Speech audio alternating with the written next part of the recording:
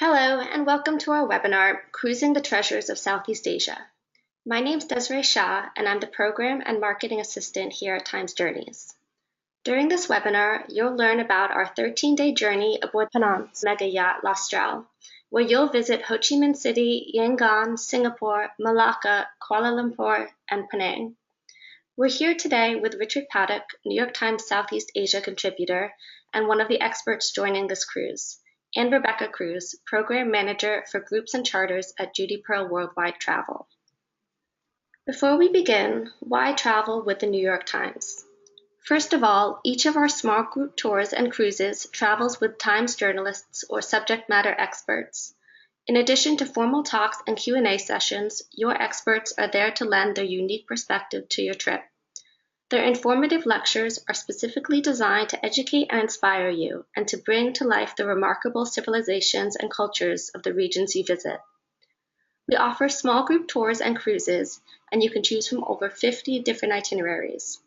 And we visit destinations that tell a story, destinations as diverse as Kashmir, Cuba, or Provence, and explore everything from history to culture to politics.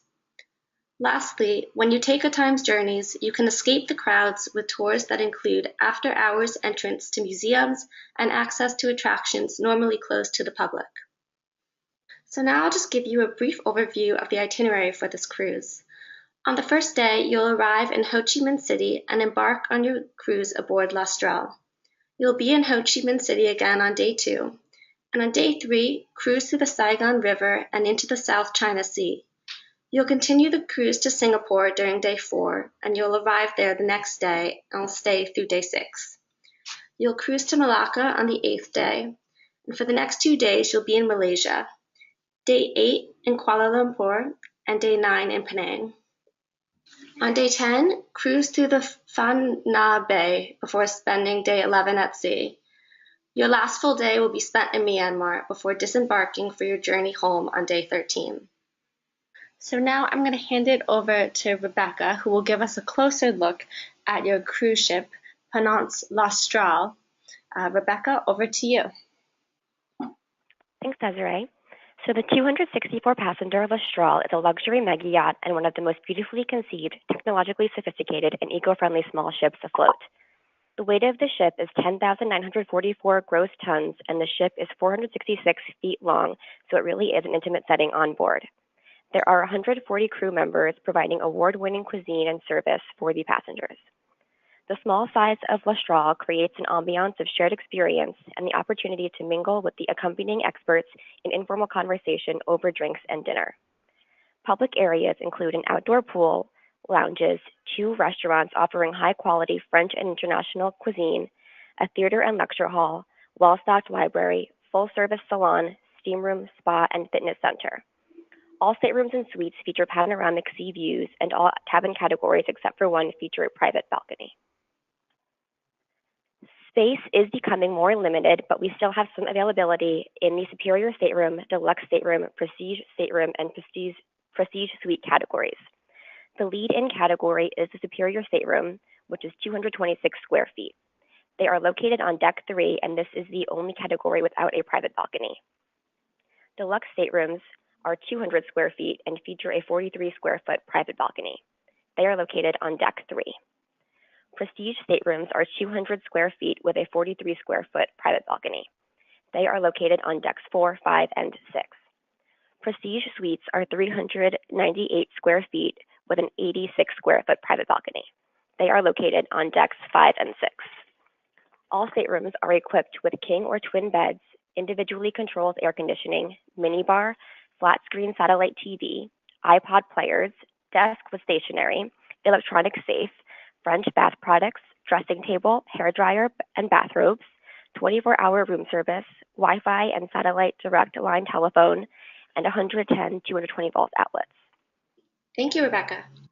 So during the cruise, you'll have the opportunity to explore cities throughout Southeast Asia, where you'll visit key historic sites like the Reunification Palace in Ho Chi Minh City, where North Vietnamese forces crashed the gates and ended the Vietnam War. And you'll also see the Batu Caves, a sacred Hindu site in Kuala Lumpur. In Myanmar, you'll get to see the Sul Pagoda, a temple at the city center. This cruise offers some incredible experiences and opportunities to learn about Southeast Asia. You'll visit the War Requiems Museum in Vietnam and see the gallery dedicated to journalists and photographers who died during the Vietnamese and French colonial wars. And you'll see the famous vertical islands of Phang Nga Bay and explore Singapore. Your Times experts will be with you throughout the cruise, and you'll have exclusive dinners, receptions, and shore excursions with them.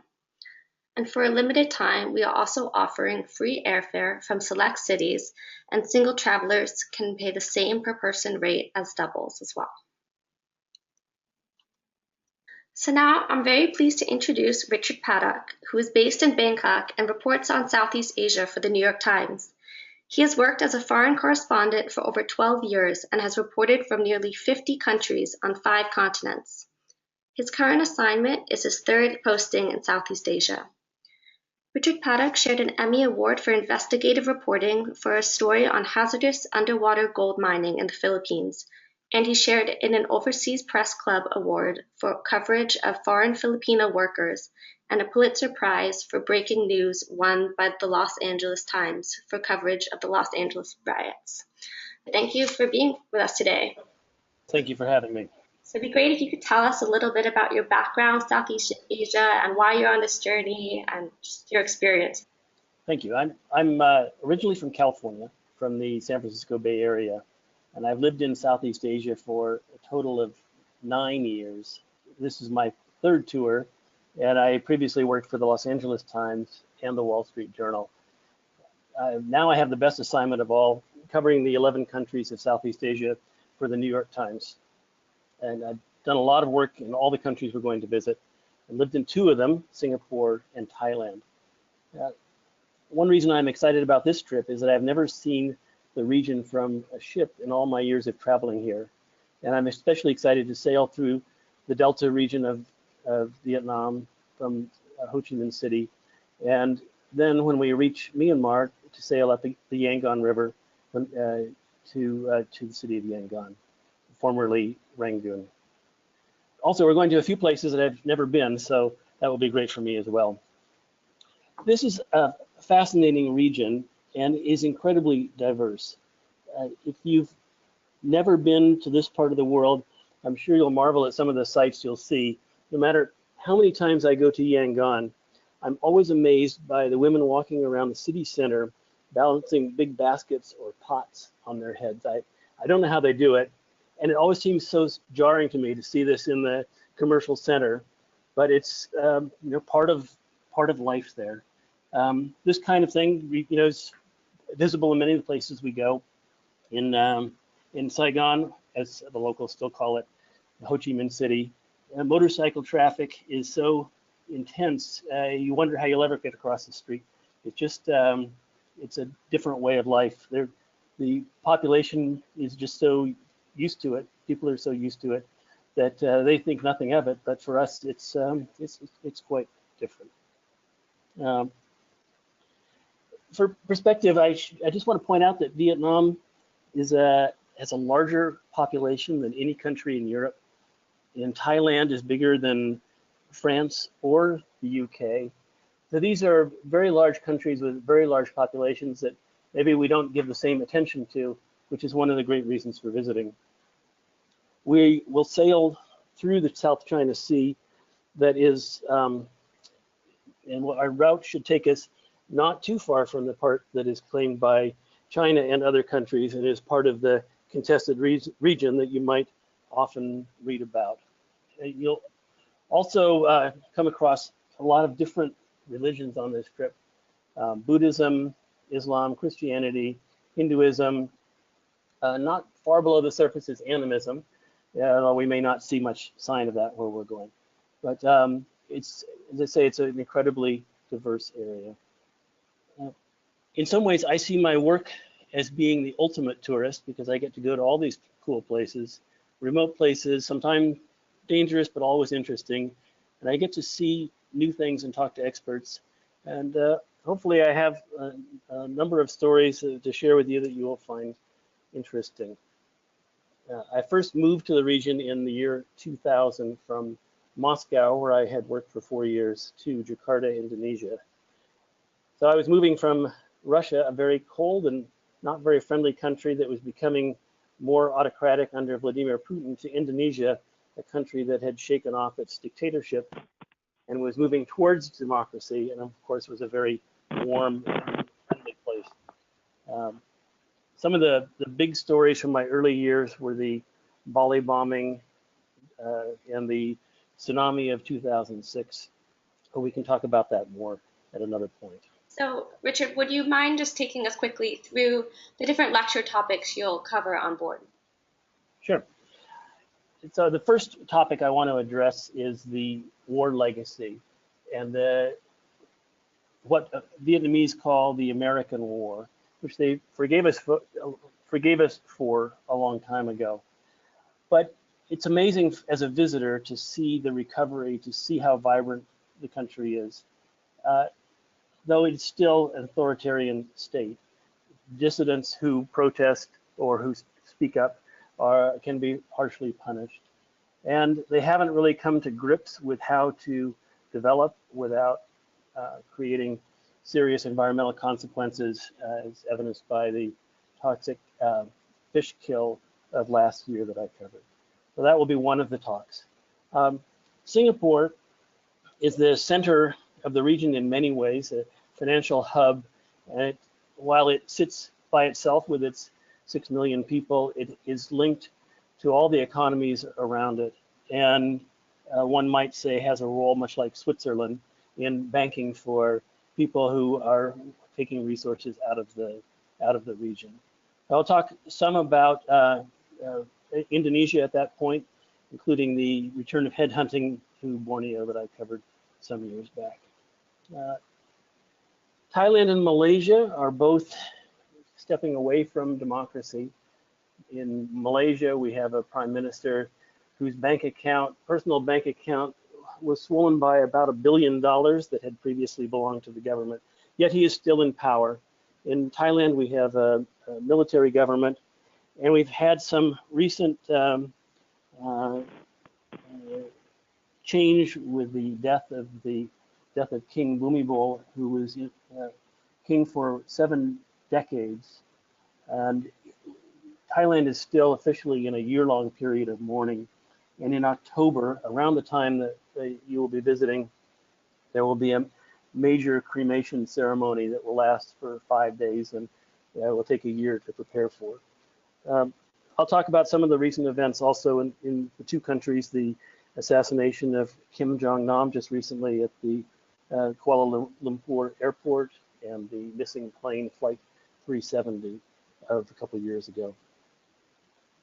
In Myanmar, I think the main subject there is to talk about the change the country is going through under its new leader, Aung San Suu Kyi, who spent 15 years under house arrest, won the Nobel Peace Prize, and now is struggling to learn how to lead the country. The country is divided in so many ways. Her constitutional authority is weak. There's fighting among the many ethnic groups and the government troops. And then a separate ethnic group, the Rohingya, which is not recognized by Myanmar, has been suffering all kinds of atrocities in part because the government does not want to acknowledge their existence. They're seeing them as essentially illegal immigrants. So there are a huge number of problems facing her, and she, up until now, has disappointed a number of people. So this will be another a good subject for us to talk about. Thank you. Those are going to be really interesting to hear about. So now, if it's okay, I'd just like to ask you a few questions about your experience in Southeast Asia. So first of all, how do you think the Trump presidency will affect Southeast Asia-US relations? Well, that's a great question, and I think just about every government in the region is asking themselves the same thing. He is so unpredictable from an international perspective that I think it's making a lot of leaders very, very nervous. I think countries that have where Mr. Trump has a business partner feel like they're much more solid ground. I've covered these business enterprises that he has in the region, Indonesia, the Philippines, and a business partner in Malaysia. And I think these countries feel a lot more comfortable with him. They know they have access or someone powerful in their own country who can reach him. In Malaysia, where Trump has a business partner, the Prime Minister Najib has also played golf with Mr. Trump, so they have a little bit of history.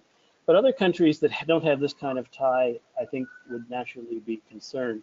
I think there's governments, like businesses, look for certainty, and I think that they may prefer the certainty of what China can offer than over what the United States can offer at this point. Pulling out of the TPP trade partnership agreement has also set back relations with some countries that were counting on having this trade agreement. So it's overall it's a rather unstable time in our relations with these countries. Thank you. Next, so what are some of the most significant events you've covered in Southeast Asia? Well, I have to say that every story I cover that day is the most significant thing I'm doing. So my perspective may be a little bit off on this. I just mentioned the assassination of Kim Jong-nam, which was an astounding event at the Kuala Lumpur International Airport, where two women, according to the security tapes, came up to him, smeared something on his face, and within about 20 minutes, he was dead. It appears to have been a VX nerve agent. And he, of course, was the brother of or half-brother of the ruler of North Korea. So Malaysia suddenly found itself in the middle of another international controversy after having somewhat recovered from its missing aircraft, MH370, and its other aircraft that was shot down over Ukraine. So these stories have been, it seems like continual trouble for Malaysia, but I have to admit, fascinating for me to write about. Earlier, one of the biggest stories was the Bali bombing, which followed the September 11th attack by 1 year, 1 month, and 1 day. It was, I think, intended to be a reminder. It killed a couple hundred people, most of them foreign tourists. And it changed the course of my work for years, because after that, the focus was on terrorism in Southeast Asia, which I had been writing about, but had became the most important subject for quite a long time. And the worst story I have ever covered was the tsunami of 2006, where 2004, the tsunami of 2004 that killed about 225,000 people in the region. And I was one of the first correspondents into the damaged area of Banda Aceh, which was, half the town was essentially flattened. More than half the casualties occurred there. Oh, it's a pretty depressing subject, but it was an unbelievably dramatic event. There are many things from those days I won't forget, but one of them was to see a huge floating power station that had been offshore, that had maybe about the size of the ship that we will be sailing in, had washed about 3 miles inland and flattened the neighborhood, just like the Wizard of Oz and the Dorothy's house, except much larger. And that ship is still sitting there. Now it's a park, and you can go and visit it. That won't be on our trip, of course, but that is just one of the most dramatic things visually from that story. Let me stop there and see if you have another question for me. So it's been a year since Aung San Suu Kyi's election. So what is the mood in Myanmar at the moment, and how are people feeling about the progress that's been made this past year? I think people are generally pretty disappointed. The people I have talked to recently, I think that the expectations were so high for her that she couldn't possibly fulfill them. But I think generally people expected more from her, more leadership, more speaking out, more setting a moral tone. But there are different groups of people who are disappointed for different reasons. One I talked to a number of people, working people, ordinary people on the streets of Yangon, and many of them feel like life has not improved at all economically. The costs are higher, wages haven't gone up, jobs are scarce. Good jobs are especially scarce. The bus system is dilapidated and run down, and buses break down all the time, but the fares keep going up. So, kind of things that they hoped for in terms economically have just not materialized yet. And it's not a huge surprise. The economy was run into the ground, and it suffered under U.S. sanctions for a long period of time. But still, the sanctions have been lifted. The military doesn't control the economy in the same way anymore. And then, as I mentioned before, there's a lot of disappointment from the human rights community, much of which is international, but also in Myanmar over the ethnic fighting and the treatment of the Rohingya. And so how do you see the country progressing from this point? Do you think that changes will be made to make some more significant progress? That's a tough one, because these problems are so entrenched and so difficult. I think people still hope that Suu Kyi will be able to lead the country out of this morass. The steps are not exactly clear. I think she's hoping for more foreign investment. The foreign investors are unlikely to bring in money when there's a lot of uncertainty. She would like to change the constitution to reduce the military influence, but the military has veto power over any constitutional change. She's been trying to persuade ethnic groups to stop their fighting, sign a ceasefire, come to the bargaining table, but she hasn't at the same time created enough trust so that people are willing to do that. So I think that if she were to change her leadership style, that would be a first step. But I don't know that she's really, I mean, we are who we are. She's 71 years old. I wouldn't expect a big personality change. She spent 15 years under house arrest, where she had virtually no one to talk to that entire time. I don't think that was great training for someone to be speaking in public continually and trying to urge people forward, trying to change behavior. She's become very close to the military, which might seem surprising, except that her father was the leading general of the country, General Aung San, basically the George Washington of Myanmar, who was assassinated when she was 2, yet she grew up in the shadow of this great soldier. So she comes from a background where she's quite familiar with the military and the military history of the country. So I think she's in an extremely tough spot and may not have the resources and wherewithal to make a big change over the next year or two, despite everyone's hopes. Wow, thank you so much. I think travelers can really look forward to hearing more about all of these topics from you during the cruise. Maybe by the time of the trip, we'll have some more optimistic note. I hope so. Hopefully. So now I'm going to hand it back over to Rebecca, who will give us a closer look at what you'll be experiencing day to day during the cruise. Yes, so as a brief overview, this journey takes us through the South China Sea and along the western coast of the Malay Peninsula, where we will visit great cities with proud ancient legacies, which are influenced by centuries of colonial rule and are now claiming a place as emerging economic powers along the border between the Indian and Pacific Oceans. A series of specially designed activities ashore, focusing on the very best of each port of call, are all included in the tour price. Times Journeys passengers and New York Times experts will form an exclusive shore excursion tour group with their own guides. There are also a few sites on our itinerary that can only be experienced by booking with Times Journeys. I'll highlight these sites when they come up in the day-by-day itinerary later on. So day 1 is arrival in Ho Chi Minh, Vietnam, formerly known as Saigon, and embark on Mistral. There will be a welcome briefing and introduction to life aboard the ship. After the briefing, meet your fellow Times travelers and your New York Times experts at a welcome reception on board. The ship will act as a floating hotel and overnight in port in order to give guests the opportunity to adjust to the time change and still have a chance to explore the city the following day. And that will bring us into day 2, also in Ho Chi Minh, Vietnam. So today's excursions focus on French colonial Saigon with visits to the cathedral, the post office built by Gustave Eiffel, and the Reunification Palace.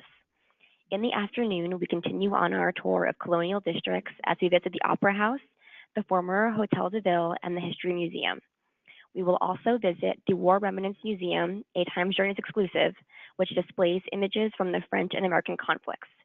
The museum also features a gallery entitled Requiem, which is dedicated to Vietnamese and foreign journalists and photographers who perished during the wars. So day 3 is sailing the Saigon River. Today we depart Ho Chi Minh City in the morning in order to cruise the 60 miles of the Saigon River during daylight.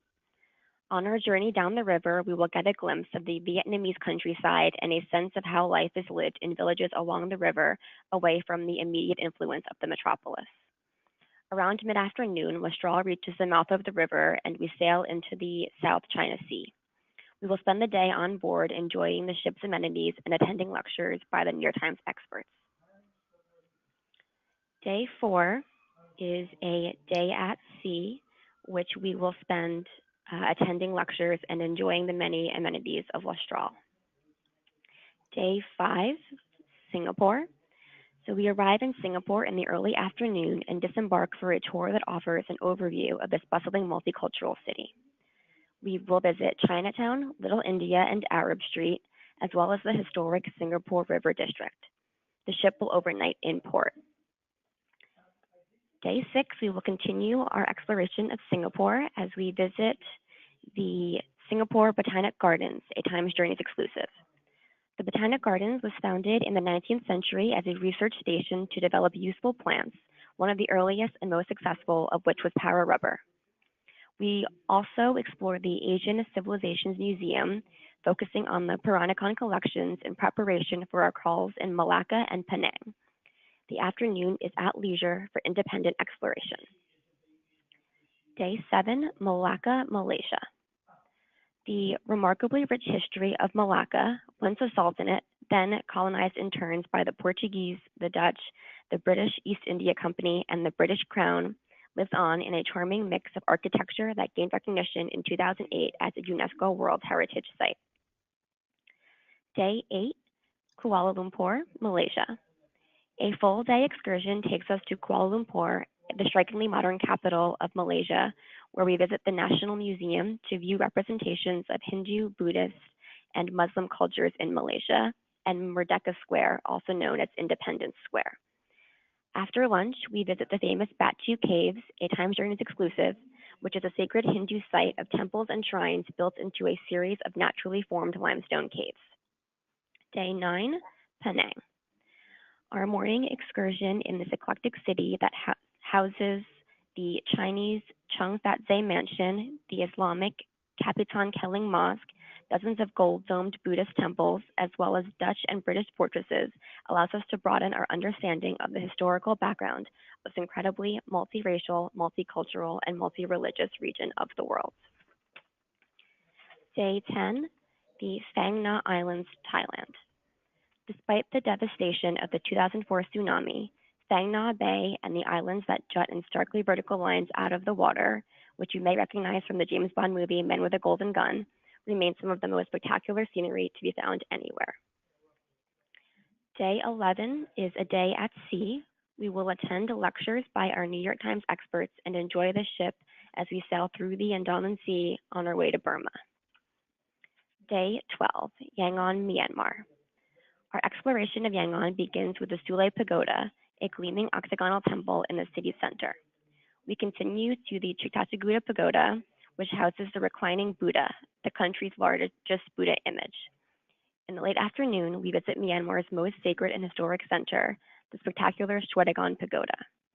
Wander through its cluster of temples and shrines, and as the sun sets, take in the remarkable sight of the Shwedagon reflecting back the late afternoon sun's golden glow.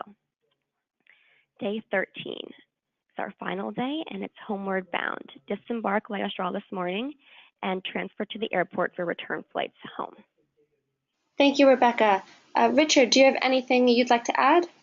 We're going to see some of my favorite places. The Botanic Garden in Singapore is one. When I was living there, I often walked there. To see the Shwedagon pagoda in Yangon is magnificent. It's also the scene of a speech that Aung San Suu Kyi gave in 1989 that catapulted her into popularity. Until then, she was sort of unknown, and it was a major turning point for her in her life. And unfortunately for her, also got the government's attention, and she was soon under house arrest after that. So there are many, many great scenes here. I'm really excited about the destinations that you've picked. Thank you. Okay, so now we'll just run through some FAQs.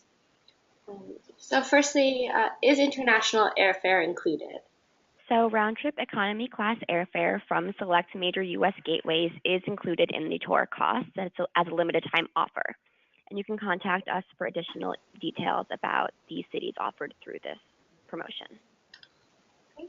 And is there a single supplement for solo travelers? At this time, there is no single supplement for solo travelers. Single travelers will pay the same per person rate as doubles. So what documentation is needed for travel to Southeast Asia? A valid passport is required and must be valid through 6 months after the return date of November 9th, 2017. Visas are required for Vietnam and Myanmar, and Judy Pearl Worldwide Travel can assist passengers in the process of obtaining these visas. Are there lectures and activities on board the ship? Yes, there will be scheduled activities and a series of lectures given by the accompanying New York Times experts. The official Times Journeys onboard event schedule will become available between 21 and 30 days prior to sail date. And will travelers be able to use the internet or their phones during the trip?